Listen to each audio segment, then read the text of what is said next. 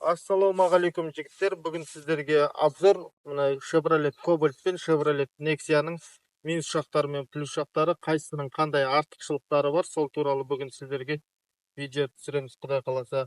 Мынаның да өзіндік артық тұстары бар, мысалы мынаның да өзінің артық тұстары бар дегенде, мысалы мынада подогрев сиденье бар десе, мынада подогрев сиденье жоқ деген сияқты да. Сол туралы осы екі машинаның біреуін сатып алам, айдайым десеңіздер, қайсысын таңдаған дұрыс, қайсының артық тұстары бар, кем тұстары бар, сол туралы полный сіздерге түсіріп береміз. Ал енді жігіттер, мына екі көліктің сырт келбетінен бастайық, обзорды. Сырт келбетінен алатын болсақ, мысалы Cobalt пен Nexia'ның түрлеріне қарасаң, мысалы маған побольше Nexia'ның түрі ұнайды. Әдемі көрінеді, қараңыздар. Сіздерге қайсысы ұнайды? Бір бүркіттің түріне ұқсай ма, бір әдемі көрінеді. Ал мынау неге ұқсайды? Жарғанаттап қояйық, жарғанатқа ұқсайтын сияқты ма? Маған побольше осы Nexia'ның түрі ұнайды. Ал одан соң сырттарына келетін болсақ, есіктерінің ручкаларын айтатын болсақ, ручкаларынан да Cobalt'тың ручкасына қараған кезде, мысалы, Cobalt'тың ручкасы андай ғой, еще сынып қала береді ол. Ауру болезнь. Мына Nexia'ның ручкасы маған ұнайды. Әдемі ашылып, әдемі жабылады. Мына ашылды, жабылды. Ал Cobalt'тың ручкасы постоянно, как обычно, сынып атады. Шеттерінің бәрі ауру болып мына. Естіп, ашылып, жабылып. Мына. Ал енді үшінші кемшілігін айтатын болсақ, Cobalt'тың мына Cobalt'та номер тұратын жер бамперде тұрады. Артыңа машина кірген кезде номеріңді құртады. И еще мынандай задний вид камера соны да құртады. Cobalt'та үшінші минус сол. Мына мысалы менің артыма 2-3 рет машина кірген, задний вид камерамды құртып тастады. Задний вид камера. Еще номерімді де көрдіңдер ма? Номерді де бытышын шығарып тастайды. Артыңнан соқты, камераңда салам алейкум, номеріңде салам алейкум болады ғой. Үшінші минусы осы Cobalt'тың. Сырт келбетінен все равно Nexia лучше болып тұрды. Бірақ ана астының биіктігінен екеуінің биіктігі примерно бірдей. Nexia'ның бірақ алды кішкене төмендеу, алды көп тиеді екен. Өйткені соны байқадым да мен. Сосын тағы бір несі, фараларына келетін болсақ, екеуінің де фарасы бірдей, жақсы жанады түнде. Фараларынан екеуі бірдей. Мына Cobalt неге сонша шаршақпаған, Nexia кішкене бодрилау екен дейтін болсаңыздар, Cobalt 420 мың пробег жүріп тастаған. Анау Nexia әлі 35 мың пробег енді жүрген.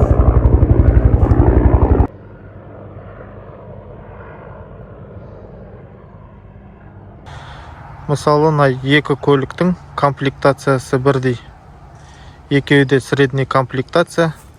Cobalt'тың бір минусы тағы да Cobalt'та 14-ші диск тұрады, темір диск. Ана Nexia'да 15-ші темір диск тұрады.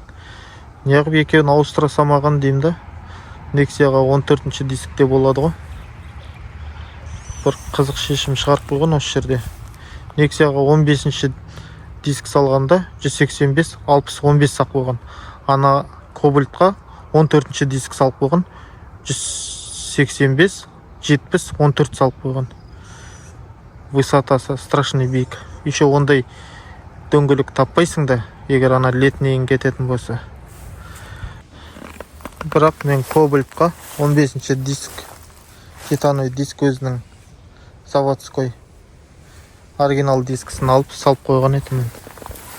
Ада 15-ші нетір темір диск өзінікі тоже родной. Тағы бір айта кететін жайт, мысалы под капотом екеуінің мотор коробкасы бірдей. Бірақ ішкі мотордың орналасуы және барлық заттың орналасуы Nexia-да әдемі орналастырылғанда бос кеңістіктер көп. Мысалы аяқтарда қолың сияды. Мысалы лампочка ауыстыратын болсаң да спокойно лампочкаларыңды ауыстыра бересің. Аяқтарда нарада да кәдімгідей бос жерлер бар. Ал мына кобальтта бос жерлер жоқ. Лампочканы ауыстыру үшін ана ояққа қарай. Қиын лампочканы ауыстыру. Аяқта шет жағында аяқтың бәрінде бос жерлер жоқ. Ал Nexia-да бос жерлер көп. Мысалы аяқтың бәрінде бір нәрсе орналастыратын болсаң да газ орналастырдық. Мысалы спокойно орналастырылды да. Лампочкасын ауыстыру бұда да қиын екен. Лампочка ауыстырып көрмеген. Nexia-ның пробегі қазіргі таңда 35 мыңдай пробег болып тұр, или 33 мың ба пробег болып тұр. Ал на Кобальтта 415 мың пробегтен асты. В общем, мотор коробкасы әлі идеальный. Недавно бірақ полный ходовка жасап шығардым. Ходовкасына примерно 100 мыңнан астам ақша кетеді ғой. Ходовкасы, 400 мың пробегке жеткенде полный ходовка өлді ғой. 300-ге дейін өзінің ходовкасымен жүре беруге болады. Ходовка жағына келетін болсақ, айтпақшы тағы бір айта кетерлігім, Кобальттың ходовкасы Nexia-ның ходовкасына қарағанда кішкене бодрилау болады екен. Мысалы мен Кобальтты 180 мың пробегте бірінші рет подшипник ауыстырсам, Nexia-да уже 33 мың ба пробег болды. Уже нелері, сергалар қытырлап атыр. Бір бәле қытырлап жүр, общем. Сол сергалары шығар деп ойлап отырмын. Сергасын ауыстыру керек. Ал Кобальтта 180 мың пробегке жеткен кезде серга, мерга ештеңесі қытырлаған жоқ еді. Ол енді өздеріңіздің айдауларыңызға да байланысты.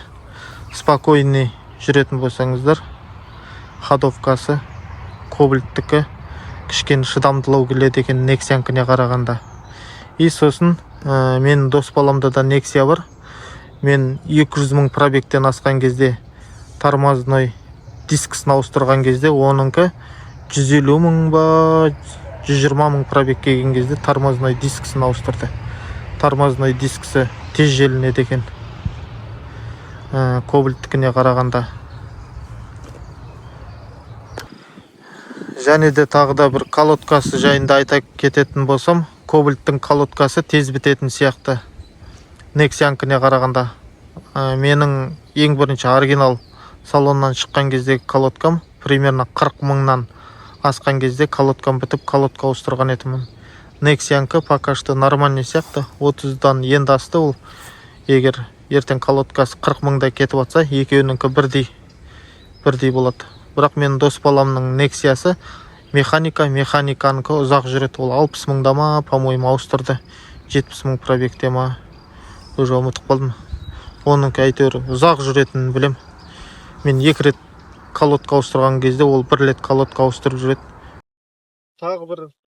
Тағы бір айта кетеріміз, енді жүрісі туралы айтайық. Екеуінің трассада өзінің сезінуі, жүрісі жайында айтатын болсақ, қалада жүрісіне айтатын болсам, Кобальт еркін жүретін сияқты мен ойымша. Кобальтты 400 мың пробег айдадым. 19.500 пробегтен қазір 33 мың пробег болды. Примерно айдап жүргеніме 2 жыл болды. Айдап жүргеніме 4 жыл болды. 2020-дан бері. Осы екеуінің жүрісі жайында айтатын болсам, Кобальт трассада өзін жақсы сезінеді. 140-150-ге дейін спокойно отыруға болады. Ал Nexia-ға келетін болсақ, Nexia кішкене трассада өзін еркін сезіне алмайтын сияқты.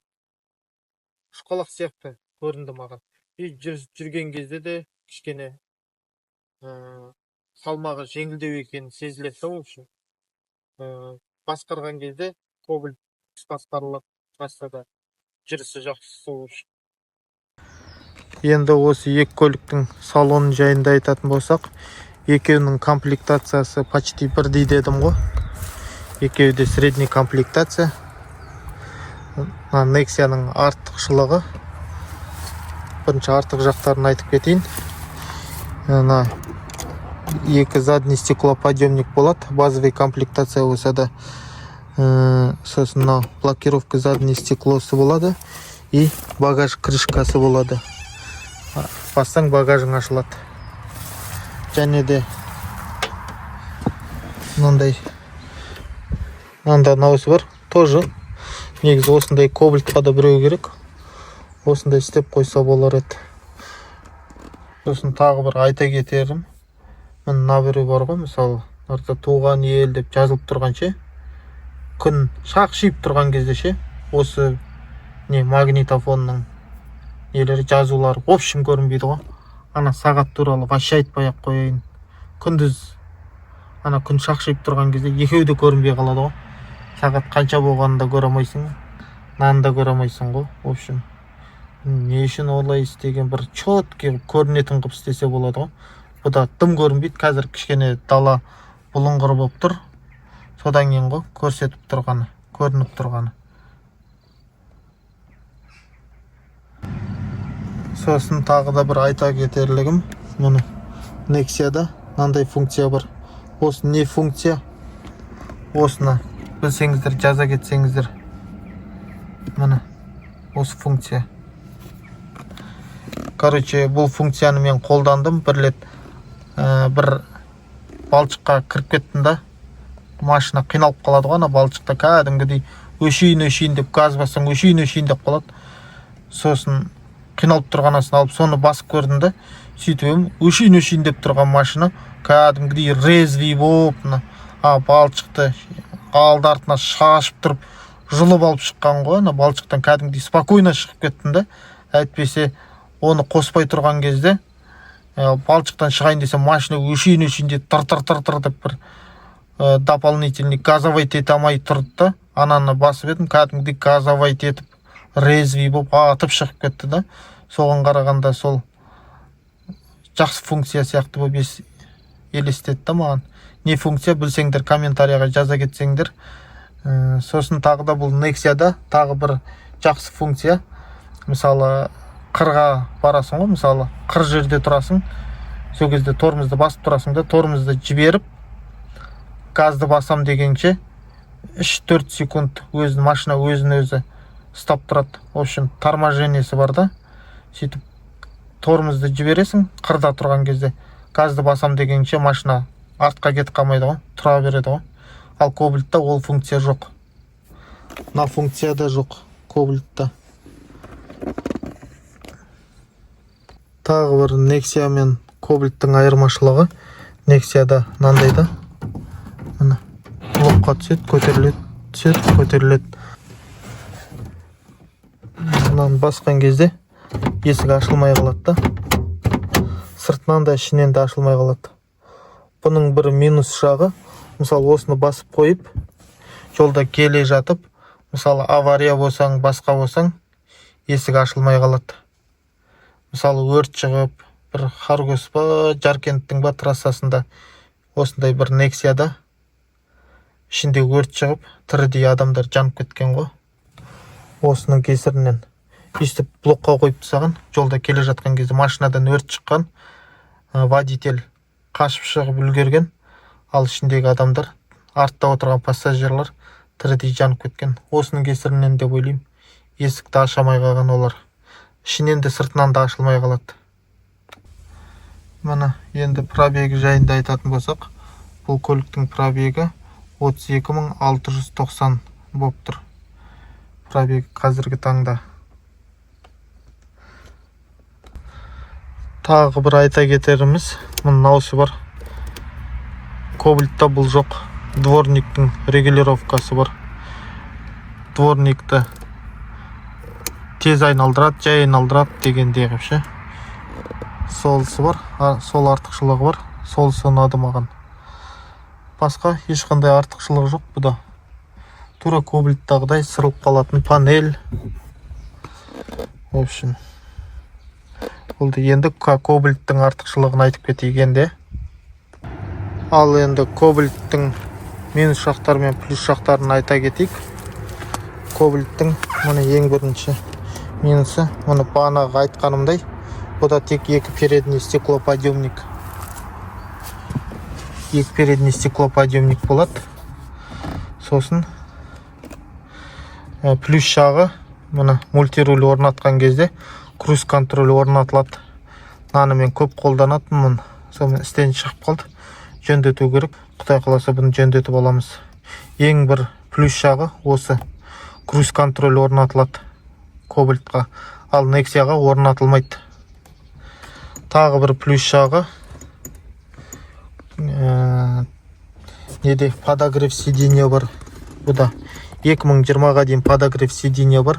2021-ден бастап бұларда подогрев сиденья жоқ. Тағы бір плюс жағы іші кеңдігі.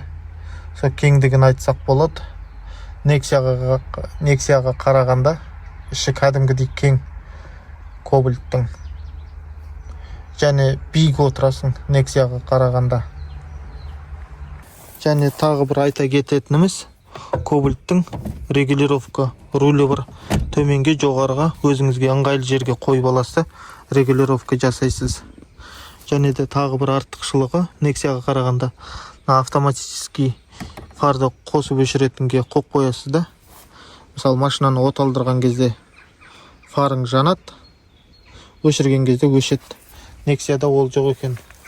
Сосын тағы да кобальтта мысалы тағы бір фишкасы, мысалы түнде үй жағыңызға келсеңіз, үй жағыңызда освещение болмаса, машинаны құлттар алдынан бір басып қоясыз да, есігін құлттайсыз да кете бересіз, фар жанып тұрады. Бір 10-15 секунд үйіңізге кіріп кеткенше жанып тұрады, сосын өзі өшеді.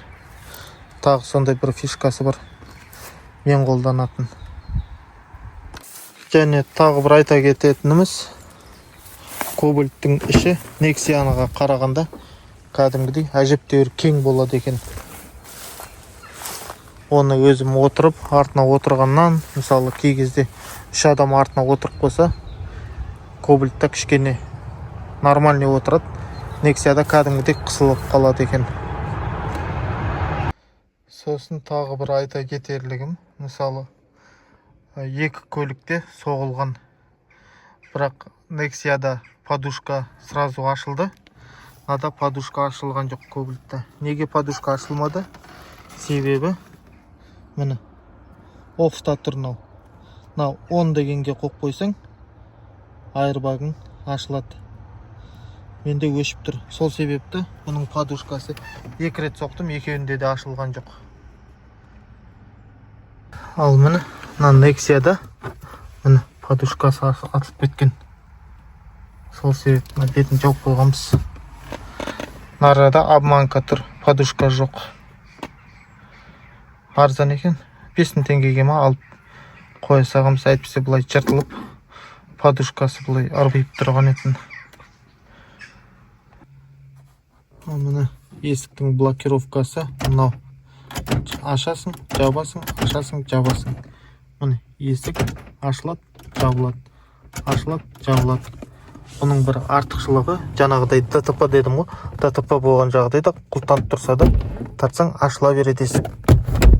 Ашып, жауып отыра бересің. Құлттасаң, құлттанады, ашылады. Бірақ сырттағы адам ашылмайды, уже іштегі адам өзі ашып шығып кете алады. Егер мысалы машинаның артқы орындығында кішкентай бала отыратын болса, шығасыз да, есікті ашасыз да, наны блокқа қойып қоясыз. Міне блокқа қойып қойдыңыз.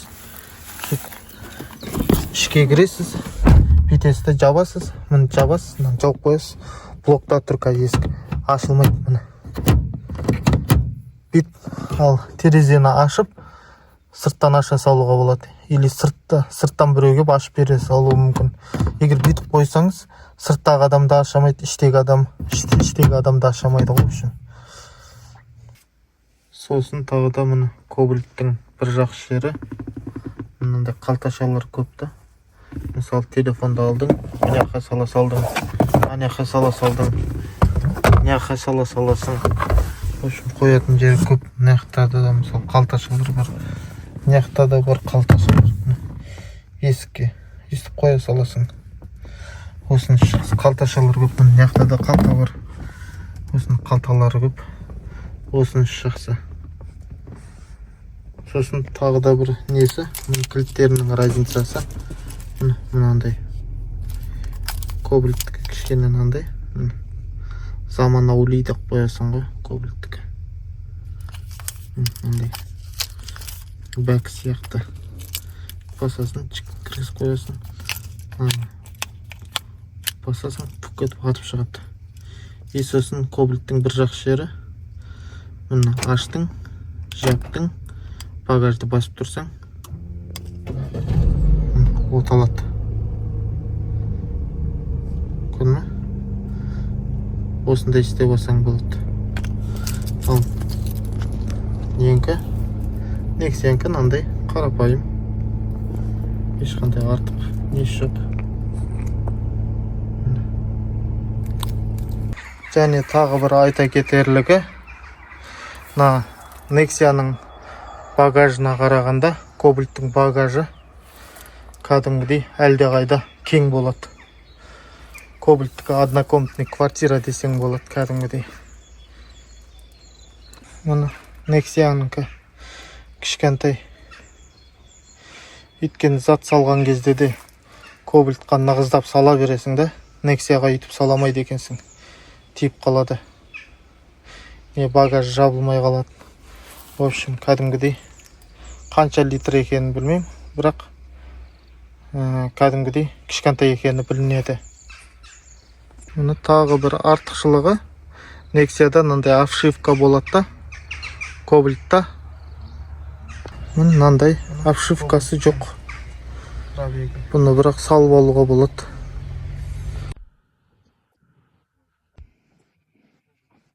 Ал енді жігіттер, видеомыздың соңына да келіп жеттік. Енді осы көліктің полный минус шақтары мен плюс шақтары қайсыда қандай айырмашылық болады, сіздерге полный түсінікті болды деп ойлаймын. Әр машинаның өзінің минус шақтары мен плюс шақтары болады. Мысалы, мына көліктің вентиляторы, радиатор вентиляторы кетіп қала беретін болса, мына көлікте кондиционердің компрессоры кетіп қала береді дегендей ғой. Мысалы, мен дос балам 250 мың пробег жүріп тастады, әлі кондиционердің компрессорын ауыстырған жоқ Nexia-да, бірақ вентилятор, радиаторды 5-6 рет ауыстырып тастады. Ал мынада мен 2 рет, 3 рет уже ауыстырып тастадым дегендей. Ада білмеймін, менде компрессор кетіп қала береді. 400 мың пробегке дейін компрессорлерің кетті ма, кеткен жоқ па, кобальт айдап жүргендерің болса, 400 мың пробегке жеткендерің болса, айта кетсеңдер болады комментарийда. Енді бұл көліктердің қайсысын алсақ дұрыс, қайсысын совет бересің деп сұрап атсаңыздар. Мысалы, мен кобальтта кішкене совет беретінен кішкене, өйткені іші кеңдеу, ходовкасы кішкене шыдамдырек Nexia-ға қарағанда. И трассада да жүрген кезде, трассада еркіндірек, нормальный сезілді. Енді екі машиналар сияқты корабль ұсап жүрмесе де, өзіне жетерлік, 1/5 объемға жетерлік. Жақсы жүрісі бар, сол жүріспен жүре беруге болады. Мына машинаны да алуға болады, себебі бұл да новый машина, бұл да по-своему жүреді, бірақ кішкене іші тарлау болады. Отырған адам кішкене қысылсып дегендей. Еще артыда Nexia десең кішкене енді қалай Nexia деп кішкене ойланып қалады екен, отырғысы келмей дегендей. Бір-екі рет Таразға барған кезде индрайверден Nexia-мен бардым, сол кезде индрайверден адам ала қалайын деп. Nexia десең, елдер отырғысы келмейді екен, кобальт десең кішкене отырады.